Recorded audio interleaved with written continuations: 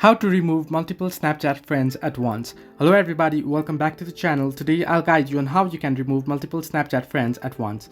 Now, if you open up the app and log into your ID, you'll get an interface like this. Now simply tap on the Bitmoji icon or the profile icon that you can find on the top left corner of your screen.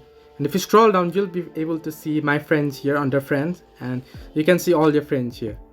Now, basically, there is no option to remove or delete multiple Snapchat friends at once, but what you can do is simply tap on the profile and head into the profile and tap on the three dots that you can find on the top of the profile, and then go to manage friendships, and here you can remove them friend from here. So this way you can remove one by one friends from your friend list, but you can't remove or delete multiple friends at once on Snapchat.